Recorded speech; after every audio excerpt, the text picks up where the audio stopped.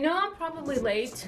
Okay, I had to put my clippies in. I had to get my Starbucks water.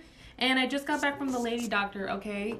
Because turns out that this is like the first time in like 9 months that I haven't been pregnant. So...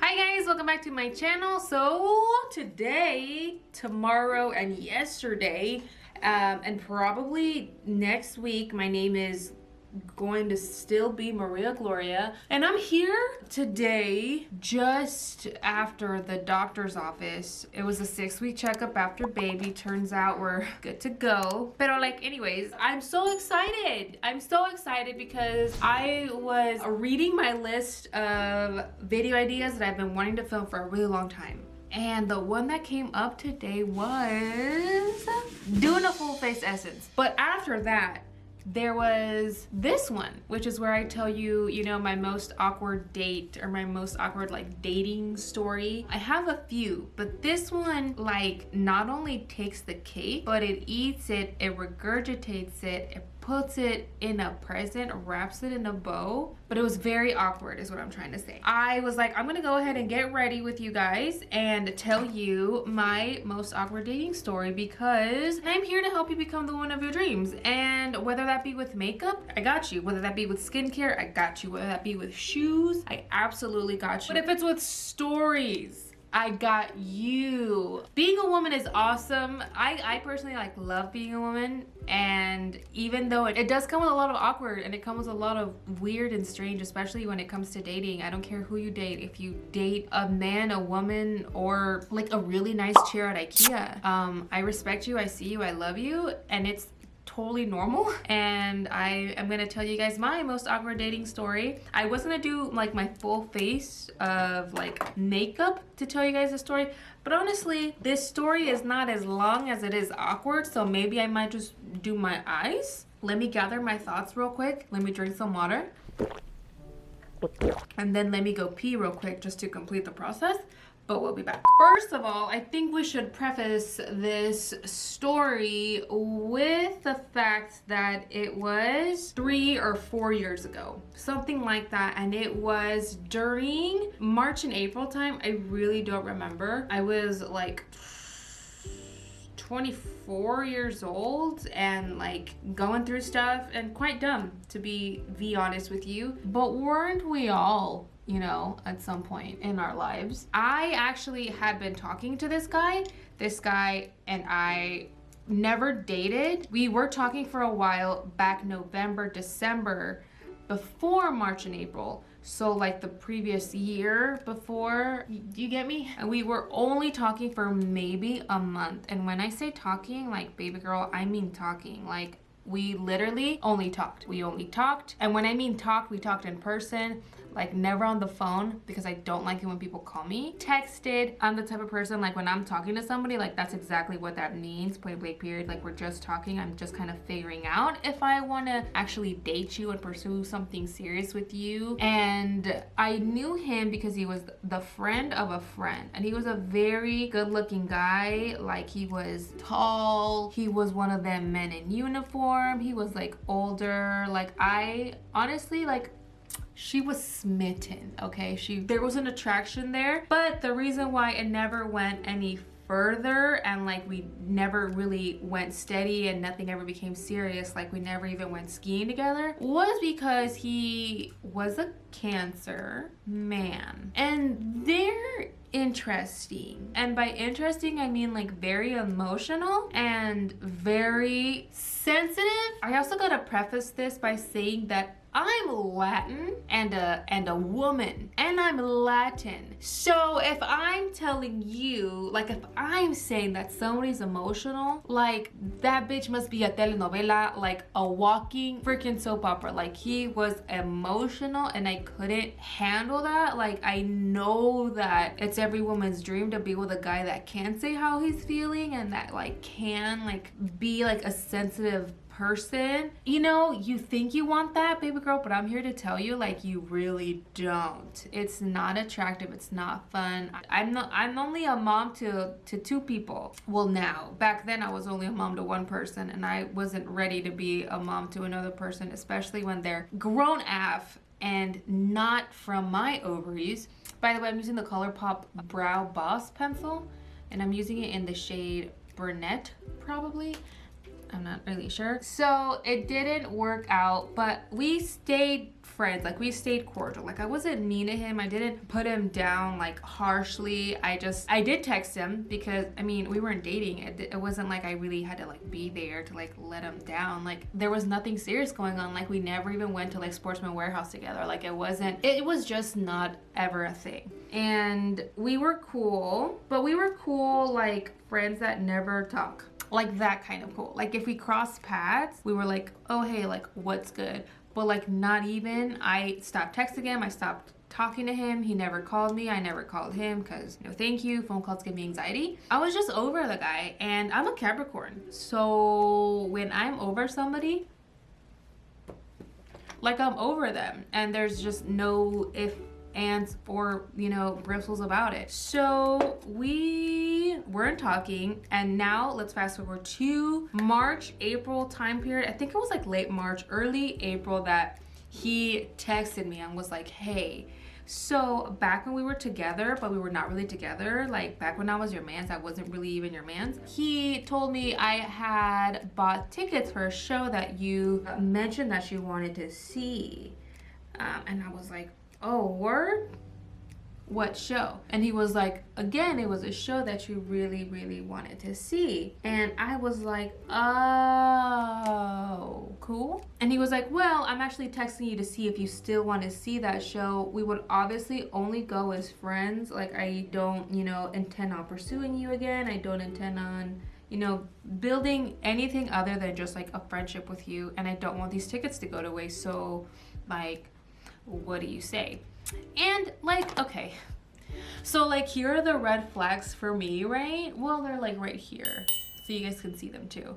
Like, the red flags, they're there, but like, a bitch is nearsighted, you know what I mean?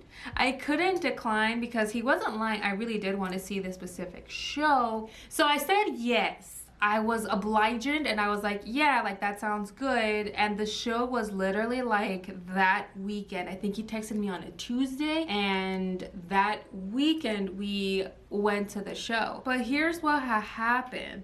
I drove separately. I want to make that very clear. This was in Midtown. At that point, I did not live in Midtown. I got a sitter. I, you know, put on like a really cool thermal or a flannel. I don't remember, but I also had showered. So she was ready. And we met up in Midtown where we for sure knew there would be parking. And then he was like, hey, so do you want to grab some food real quick before the show? And I was like, the thing is, he was like, I really know of this amazing taco spot, and it's like right here. And like, you can't just say tacos around a little Mexican girl, you know what I'm saying? So we went to get some food, but I didn't eat a lot.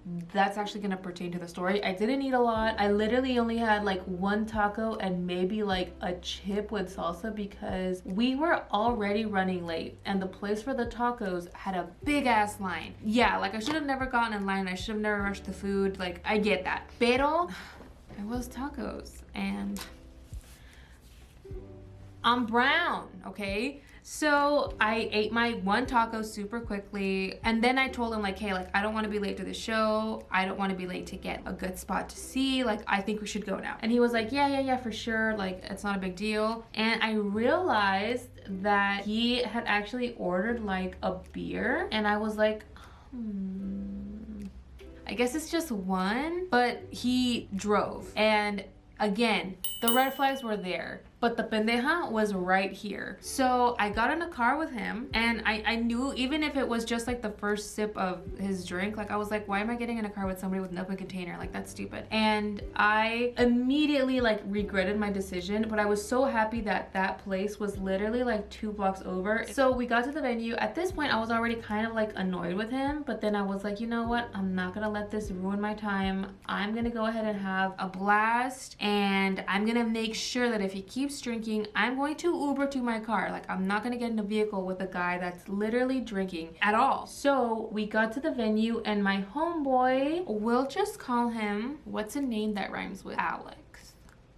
We'll just call him Alex. He was also a friend of a friend because, again, the guy that I was there with was a friend of a friend. That's how we initially met. That's how we initially started talking. He was a friend of one of my friends who I performed with because I used to perform live on stage. And Alex, who we had just met at that venue, was also a team member of my current team. So we were already cool. We were close. He's just a really nice guy. And we had a conversation. We got to pick our standings together because there wasn't any seats other than our legs. So we got kind of in the front row, like, thank God. It was a really fun first half of the show. But like, here's the thing about the second half. Once the second half happened was when they also opened the bar downstairs at that venue. And you know who started drinking? Or should I say who kept drinking? Was homeboy, we'll just call him Bob. And that's a gross name. No, that name doesn't really fit. We'll call him Bristles. So old Bristles and I, again, we were standing in the front row, and Alex is kind of like a gypsy of sorts. Like, he was just kind of migrating around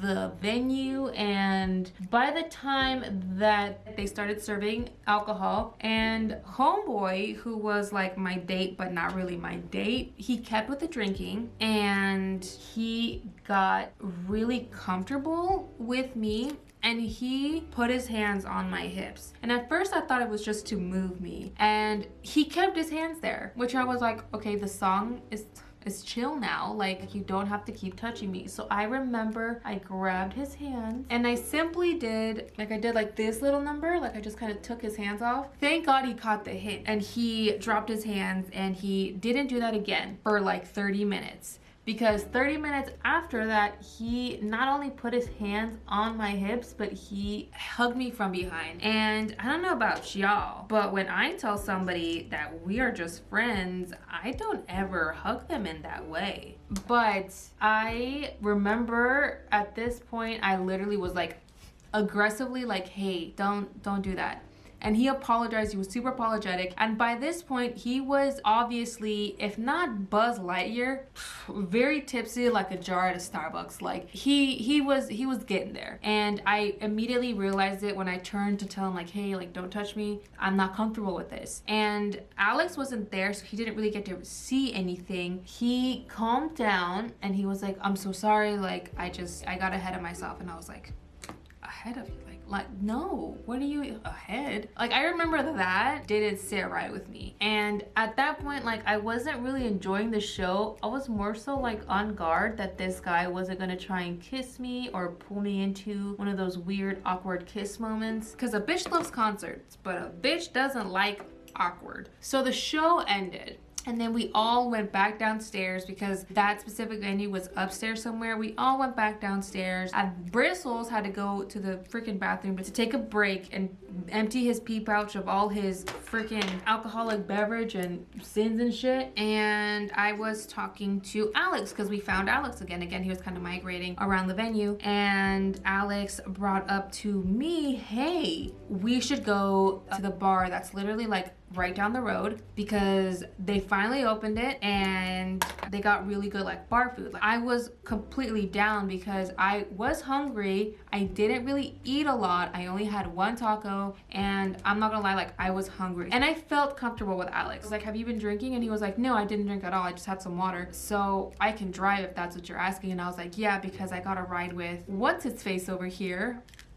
And he's been drinking, and I made an excuse that he had been drinking, even though that wasn't really an excuse because it was true, but I really didn't want to be around him anymore. And he was like, yeah, absolutely. But I guess Britzels had like overheard because we said goodbye. Once he came out, he we like were like, hey, bye. Not really. Like I thanked him and I was like, hey, like I'm gonna go with Alex now, but you have a good night. Try to like rest off all the alcohol. Like I made a joke about him being like super buzzed, and he was like, yeah, like okay, like that's fine, I guess. Like he was already getting into his little freaking emotionalness, and we left. Like I didn't feel bad. Like I know I should have felt bad because like I was here with one person, and like you should never really ditch your date. But when your date is being handsy and when your date is being a douche, you leave the date. Like I give you permission. I don't give a fuck if society doesn't, but I give you permission. And honestly, like mine is really all you need. You're welcome. So we got to this bar. I had literally just sat down, ordered my food, and I was here facing the door. Alex was here, and we hear the door open, and because it was kind of a smaller bar, we just turned, and guess who strolled the F in? Old Bristlepants did. And in my mind, I was like, this guy must have gotten like an Uber or like a Lyft. And also, there's no way he's sitting next to us. There's just no, we didn't invite him. The thing is, there are social cues, like they're there. And he obviously didn't catch them. And I honestly was more annoyed than like embarrassed, I guess. Like I was kind of embarrassed because I was like, oh, like he knows we didn't invite him. But at that point, I also like didn't really give a shit either, because I was like, no, like now you, honey, you're looking desperate. You're looking desperado. And there's nothing more unattractive than somebody just simply like being desperate. I mean, maybe like back hair, but I don't know.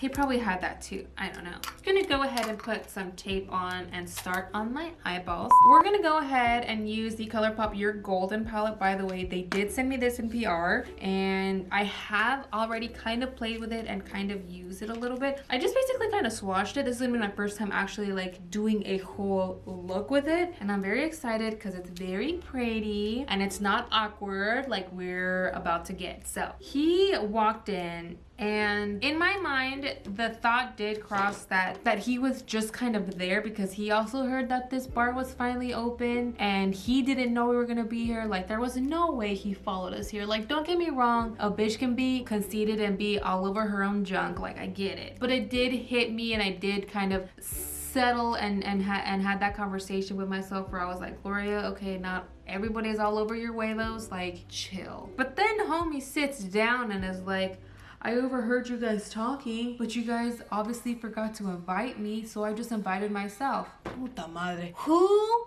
does that? I was so not okay with that response, and I was also not very okay with the fact that he decided to sit right next to me. So I was right next to Alex, who was kind of like oblivious to this whole situation, and obviously like I wasn't expecting Alex to do anything or no, like he was just kind of being polite and being like, yeah man, like sit down, let's have a beer, shoot the crap, or whatever the F people say. I remember I was so quiet. I didn't want to talk. I had just gotten my food and I took like 3 bites of one chicken tender, and I remember getting sick. And it was probably a mixture of the fact that I was basically running on an empty stomach, mixed with all the anger and frustration in my belly. I was not feeling very well, period. I was annoyed. I didn't want to be there anymore. I was kind of excited to just kind of hang out with a friend that I actually liked and have some good food. And I might have even had like a beer or like maybe a freaking apple juice. I don't know. Shit could have gone crazy, but it kind of did. He sat next to me, and I remember he pulled his stool closer to me. I was internally and probably physically rolling my eyes because if I don't say it, trust me, my face will. He finally got his stool like close enough to me to where he again tried to hold me by my waist, which is weird. First of all, even if you were anything to me, even if we had been dating, even if we had gone to a hockey game together, I can understand putting your arm around somebody. I can understand putting your hand on their thigh, which he did eventually do, and but it was weird. And I remember just like adjusting myself, and that's when he kind of adjusted himself but went in to put his hand on my thigh, and I literally grabbed his hand, put it on his lap, got up, and walked to the bathroom. I think at this point, Alex kind of got the hint that I was very uncomfortable, and he kind of shot me a look like, sorry dude, I don't really know what to do in this situation either, which I don't blame him. Again, it wasn't a situation for him. It wasn't his place, and I hate making people feel awkward, so I almost felt bad that Alex had to kind of like witness that. I'm gonna go ahead and grab Secret Spot real quickly. By the way, these eyeshadows are blending beautifully. Like, they're literally so pretty. I know ColourPop's eyeshadows are like super hit or miss, but this one hit. But anyways, I walked my happy little self to the little ladies room, and there was a line. Oh, because I didn't even tell you like the best part. When I first saw him walk in, was like, hey, like, did you get a lift here or did you get an Uber? And he was like, no, I just drove. It's right down the road. And it was right down the road, but it was right down the road, literally 2 blocks down. So, I mean, it could have been a long walk, but it also could have been a really short Uber drive. And you are drunk. What are you doing driving at all? So when I was waiting in line at the ladies' room, I texted my friend who was very good friends with him, and he kind of introduced us and is the reason why we started talking. And I texted him and was like, hey, just letting you know, I came out tonight with bristles and your boy's acting weird. I made it very clear that I didn't want to be in a relationship with him back in December. And I also proceeded to tell him, like, he's getting handsy, he's being really disrespectful because I keep telling him no and he keeps pushing. That to me is disrespect, period. I must have texted him like a very long message. Like, it had to have been like that long, because I also included the fact that he's being a jackass. You need to come get your boy before he really hurts somebody. He's making like a dumbass of himself, and I don't want anything to do with him. I don't even want to be friends with him anymore. Like, he's literally grossing me out. He didn't respond for like a good minute. He didn't respond because I remember I was in line for a good minute. That bar was pretty much packed. And then once I finally got to, you know, use the facilities, sit down and kind of relieve myself, and I got out of the stall, went to wash my hands, looked down at my phone just to see like, hey, like, why aren't you responding about your boy? Like, what's your kind of plan of attack here? Because this friend also lived really close by. In my mind, I was like, best case scenario, he comes and picks this guy up, takes him off my hands, so I don't have to really be the bad guy. And I can text him tomorrow when he's clear-headed and tell him like, hey, what you did last night was not cool. I did not, like, I was gonna let him have it. Like, I was big mad, like I was ready. But like the next day and over text, because I don't want to see you in person, and also like, that's a drive. And I'm a Capricorn, so I don't really like conflict like that. Sir. But here's the thing, guys, that didn't happen. And do you want to know why that didn't happen? That didn't happen because I never texted the friend. I accidentally, unknowingly, stupidly texted Bristles. I meant to open up one chat and opened up another, or I must have still been on that chat because he was the last person I texted, because we were texting before obviously meeting up where we're gonna meet up, and we had been communicating like that whole morning. It was embarrassing and be awkward, and I obviously like felt super duper dumb. I remember I almost wanted to go back into that stall and never want to come out. I went back into that stall and I was like, you know what? This could be a good living situation for me. I could sleep right here in the changing station. I gotta lose, you know, a few pounds, but figure out a way. I had really contemplated like just never going outside ever again. Have you guys ever sent out a text that you meant to send to somebody else, but you accidentally send it to the person that you're actually talking about? Like, I remember like I had to splash water on my face, but I didn't end up doing it because my makeup was looking bomb. And I wasn't about to waste $30 mascara. At that point in my life, guys, that's just something I couldn't really do. But then something kind of happened and really clicked in me. And that was the fact that I honestly, like, I wasn't sorry, because I really had nothing to be sorry about. I really thought about it and I was like, you know what? I said yes to coming on a date with a friend. So in my mind, I was like, if anything, like, do I owe him an apology for, I mean, I might have called him a few names. Maybe, I guess I kind of owe him an apology there. But even at that point, I was like, I really kind of don't. I'm allowed to have my opinions. And you know what? Maybe I shouldn't have directed them so harshly, and maybe I could have just waited to talk to you. But you know what? What's done is done. And at the end of the day, I really did just want somebody to come pick you up and get you home safely. So what I did was I got up out of the bathroom, walked out, and I mean, I kind of made it a little dramatic, guys. I was only there for like 5 extra minutes after, not even, like maybe like a minute at most. I'm a quick thinker. I walked out of the bathroom, I walked directly to Alex, and I was like, hey, I'm done. I don't know if you are, but if you aren't, I'm gonna go ahead and head out. I'm just gonna grab myself an Uber. Thank you for inviting me to this bar. But Alex was actually like, hey, I'm done too. If you want, I could drive you to your car. It's not a big deal. And I was like, thank you very much. Literally never faced bristles at all. I had already made my peace in the bathroom that I was not really in the wrong. I mean, you know what? I guess looking back at it, I kind of might have been. But like I said, guys, back then I was hot and she's Latin. So Alex got up, and I remember he was like kind of like giving an awkward wave to oh Bristles, just kind of signaling like, we're leaving type of thing. I didn't turn to acknowledge him and I walked off. But as I was walking off, Bristles turns and goes, oh, thanks for the text, by the way. I didn't care at that point. I literally turned around and was like, you're welcome. And I walked away. And I got into Alex's car. He drove me to my car. Thank God he helped me out and got me out of that situation and literally like saved my life, or at least saved me a kind of expensive Uber. I kind of want to deepen up this look a little bit because I like it. Like, I like it, pero like something is missing.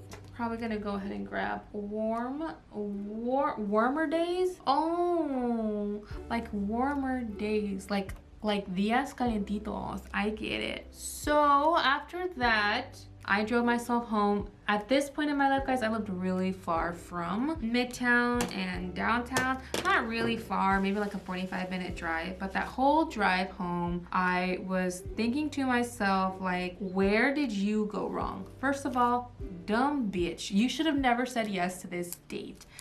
So I got myself into this situation. I should have known, like, hey, I know he still has feelings for me. I shouldn't put myself in this situation. As much as I would have loved to go to this concert, I should have bought a ticket myself. There were so many other ways to go about this. What you did, baby girl, was not smart. And the whole drive home, I'm not gonna lie, I felt really bad. It wasn't the embarrassment that hit me, it was more so like I started thinking about all the dumb decisions I had made up to that point. I started feeling like really lonely, and it became like one of like the worst nights of my life because I at that point had been going through a divorce, and I was also mourning the loss of my best friend, who I couldn't even call to make light of the situation and be like, hey, you have no idea the date I just went on, and we could have laughed about it together. So that was also kind of hitting me. I remember getting home and wanting to talk to my mom about it, but I again was like so embarrassed, and it was honestly a conversation that I never thought it was gonna be like a funny conversation to have. I'm gonna go ahead and do my eyeliner real quick and then I'll be right back. I'm probably gonna do the rest of my makeup too, guys. I'm not even gonna lie, but we'll be right back.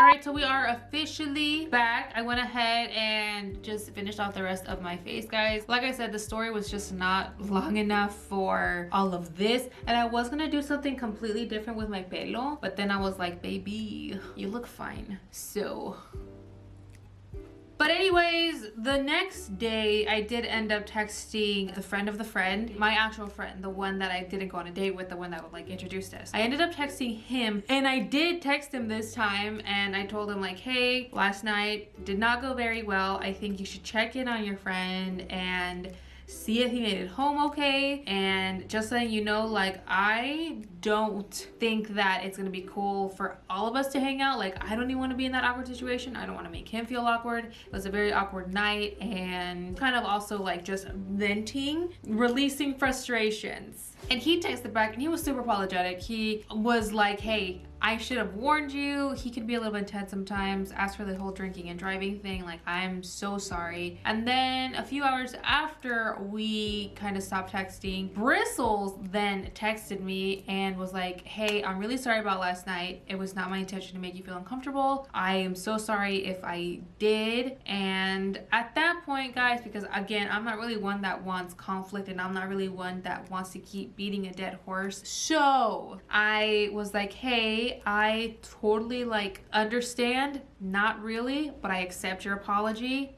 Thank you for apologizing. And I think that we should honestly like just kind of be cordial with each other. And after that point, we literally stopped talking. I haven't really talked to him again, haven't really ran into him again.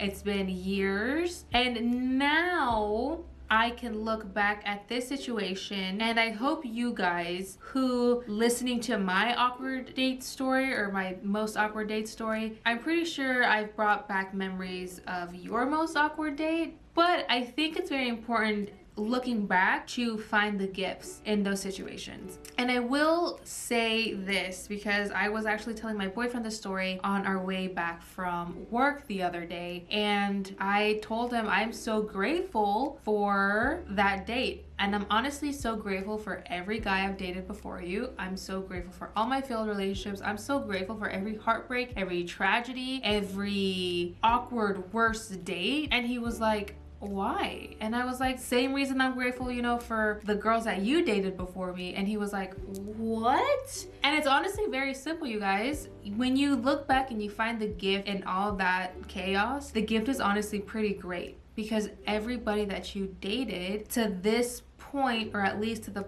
point that I realized that they showed me everything I didn't want in a relationship and have made me so grateful for the relationship that I'm in now. And it's the same reason you're not grateful for food until you've been very hungry. You're not grateful for love until you've had the opposite, which is just horrible. It's not fun. And you're definitely not grateful for an incredible relationship until you've had a really shitty one. And for those reasons, I am so grateful, and I would never ever ever, as horrible as some of the stories I have are, as tragic, as awkward, I would never change my story, because it all led me to the place that I am, and have all led me to be with literally the man of my dreams. I had to become the woman of my dreams to land the man of my dreams. And becoming the woman of my dreams,